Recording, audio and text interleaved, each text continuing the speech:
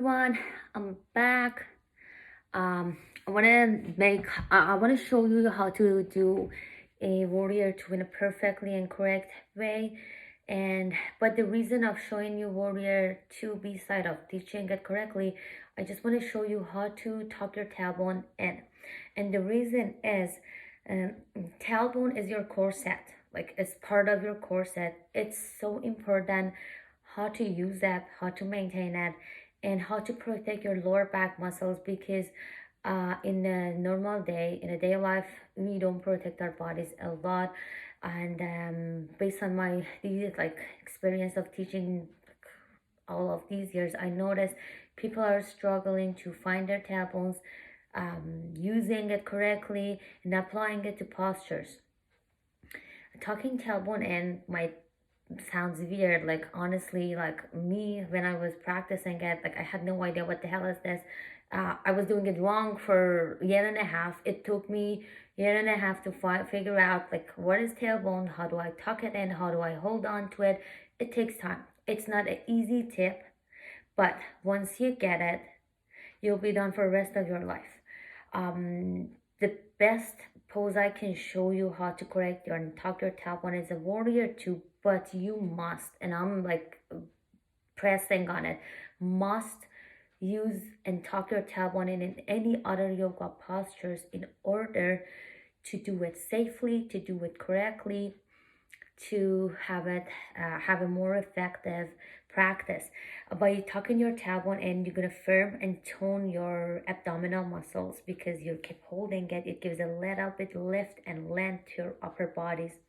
It protects your lower back muscles, which is the most important part of your practice, to heal, to add some benefit and not to create more problem for your bodies.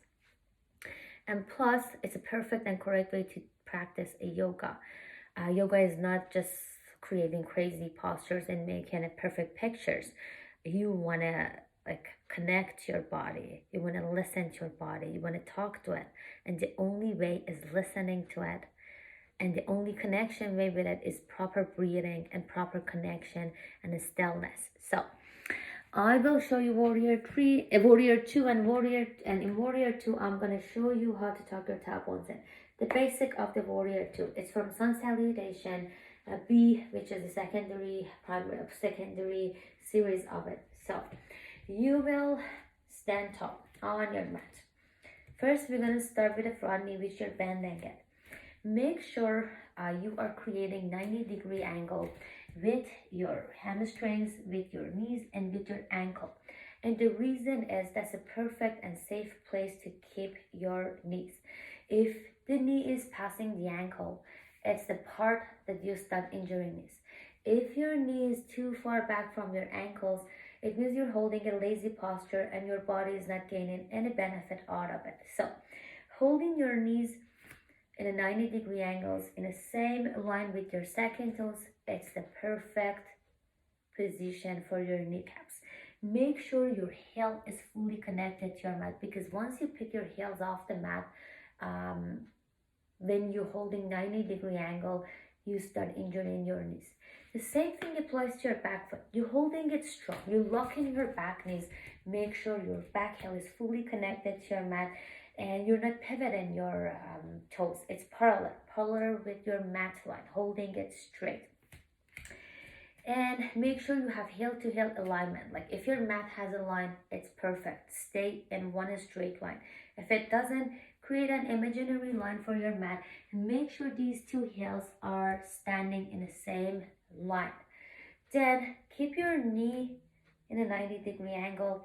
If you don't feel enough pressure, enough stretch, if you want to take it deeper in a safe way, use your back foot to create more stretch. See, my knee is still in a 90-degree angle. I'm using my back foot to move back and forth. Make sure you can handle this pose for 5 breaths. Then don't overstretch your bodies. Then I slowly move to midline.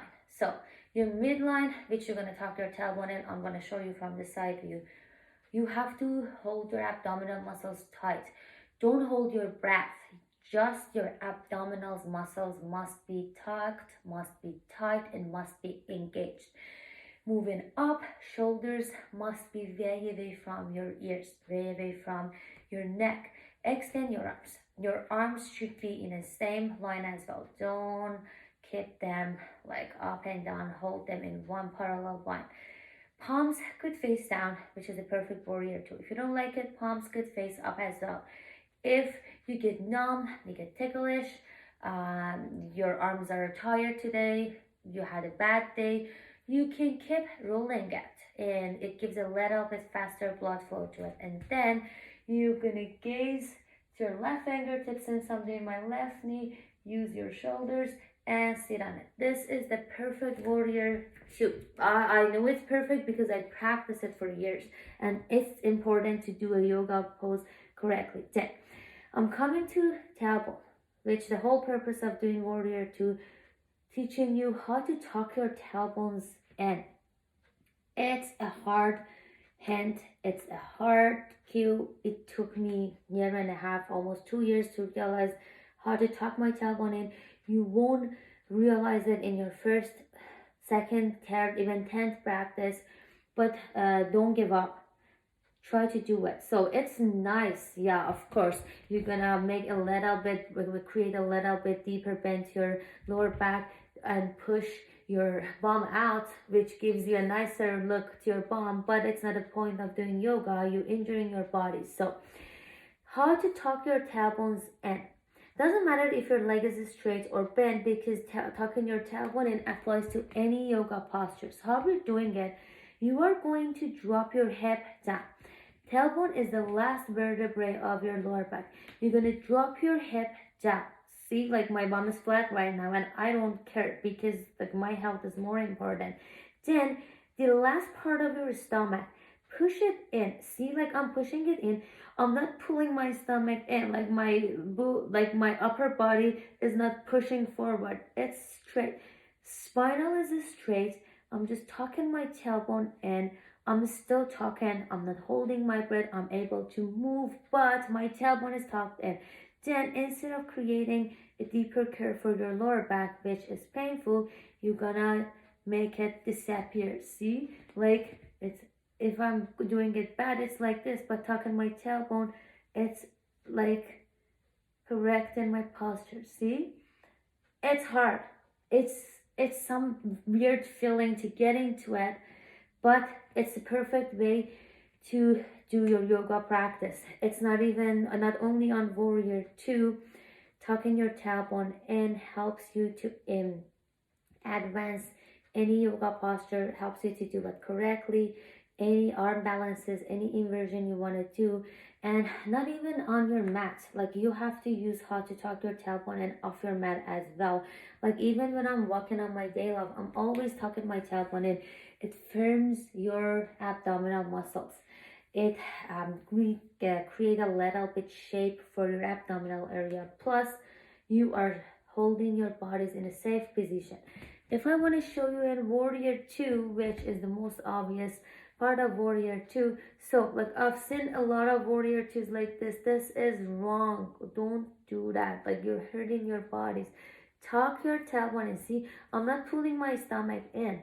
I'm just tucking my tailbone and dropping my hips down. Instead of doing this, tuck your tailbone and drop your hips down.